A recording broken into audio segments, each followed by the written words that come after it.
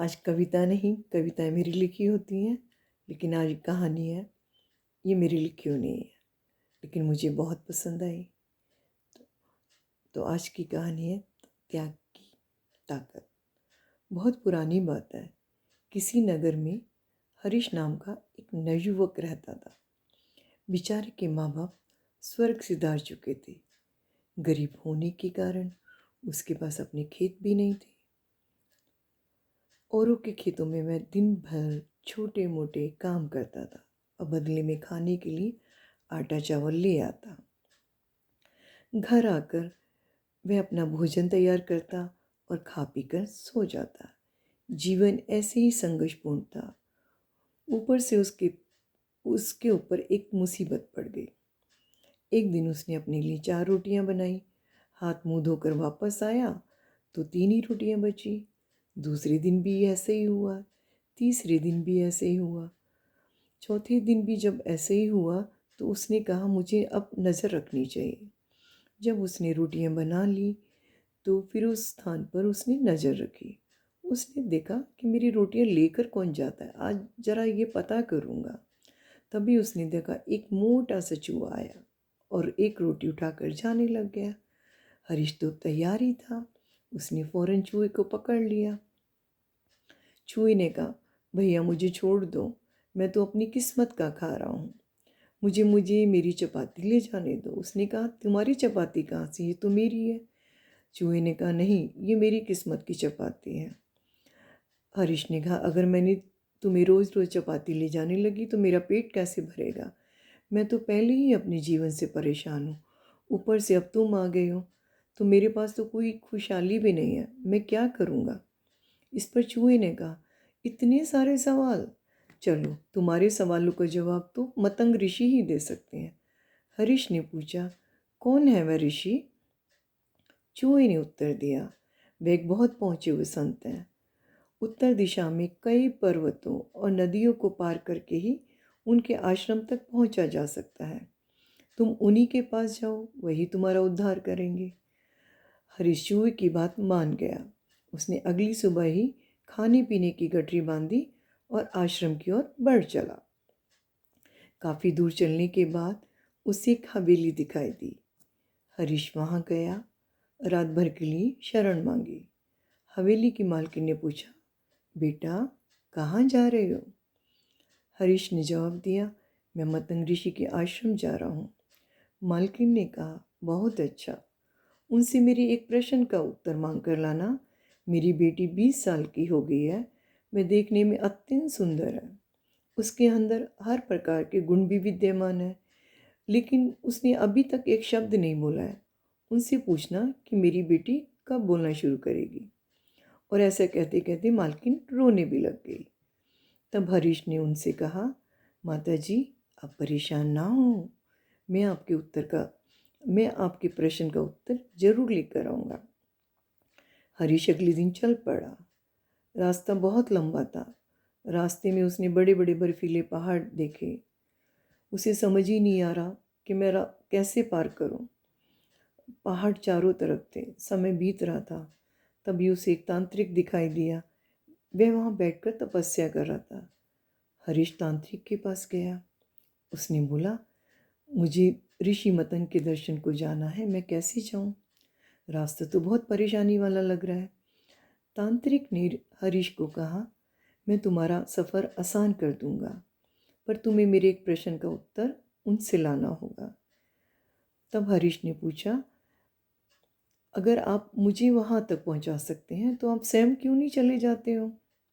तांत्रिक ने जवाब दिया, मैंने अगर इस स्थान को छोड़ा तो मेरी तपस्या भंग हो जाएगी।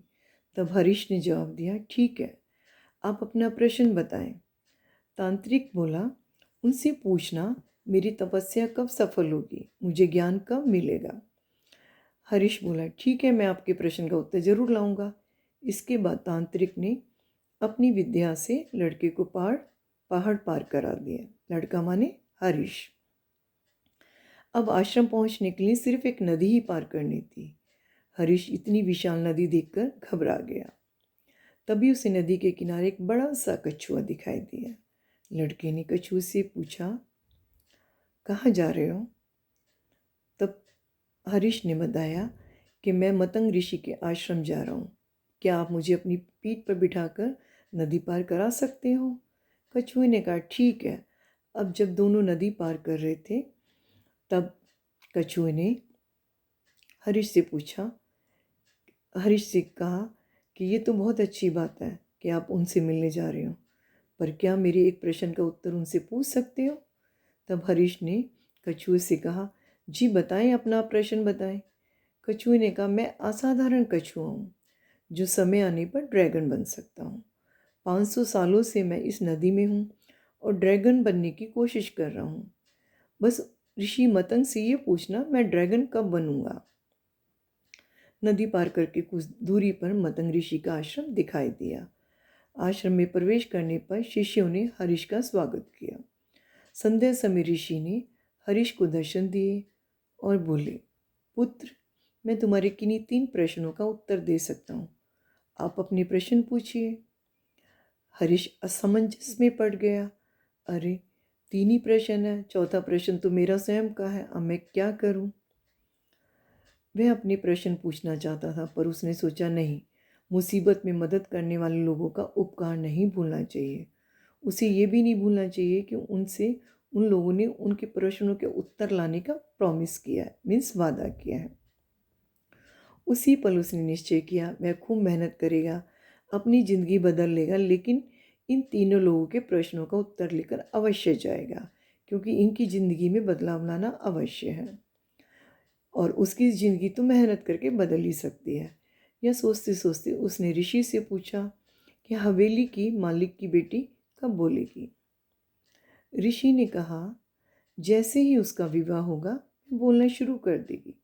तब हरीश ने अगला प्रश्न किया कि ऋषिवर बताएं, तांत्रिक को मोक्ष कब प्राप्त होगा?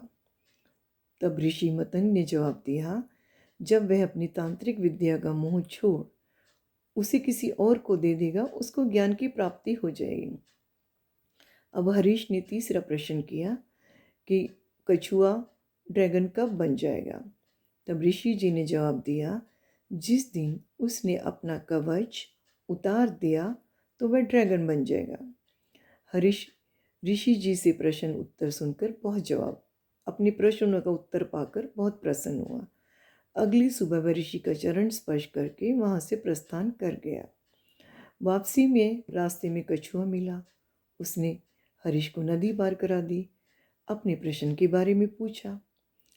तब हरीश ने कछुए से कहा, भैया, अगर तुम अपना कवच उतार दोगे तो तुम ड्रैगन बन जाओगे। कछुए ने जैसे ही कवच उतारा, उसमें से ढेरों मोती झड़ने लगे। कछुए ने वे सारे मोती हरीश को दे दिए। कुछ ही पलों में कछुआ ड्रैगन में बदल गया। उसकी तो खुशी का ठिकाना ही नहीं रहा। उसने फौरन हरीश को अपने ऊपर बिठाया और बर्फीली पहाड़ियाँ पार करा दी। थोड़ा आगे जाने पर उसे तांत्रिक मिला। हरीश ने ऋषि की बात तांत्रिक को बता दी। जब आप अपनी तांत्रिक विद्या किसी और को दे देंगे तो आपको ज्ञान की प्राप्ति हो जाएगी। तांत्रिक बोला, अब मैं कहाँ किसी और को ढूंढने जाऊँगा, ऐसा करो कि तुम ही मेरी विद्या ले लो। और ऐसा कहते हुए तांत्रिक ने अपनी सारी विद्या हरीश को दे दी। अगले ही क्षण उसे ज्ञान की प्राप्ति भी हो गई और उसको ज्ञान की अनुभूति भी हो गई। हरीश वहाँ से आगे बढ़ा और तांत्रिक से मिली विद्या के बल पर जल्दी हवेली पहुँच गया। मालकी ने उसे देखते ही कहा कि ऋषि मतंग ने मेरी बिटिया के बारे में क्या कहा है। तब हरीश ने बताया कि जिस दिन आपकी बेटी की शादी हो जाएगी वह बोलने लगेगी। मालकिन बोली, तो देर किस बात की है? तुम इतनी बड़ी खुशखबरी लाए हो, भला तुमसे अच्छा वर कहाँ से मिल सकता है? दोनों की शादी करा दी गई और सचमुच लड़की बोलने लगी। हरीश तब अपनी पत्नी को लेकर गांव पहुंचा। उसने सबसे पहले उस चूहे को धन्यवाद दिया और अपनी नई हवेली में उसके लिए एक रहने की जगह बना दी।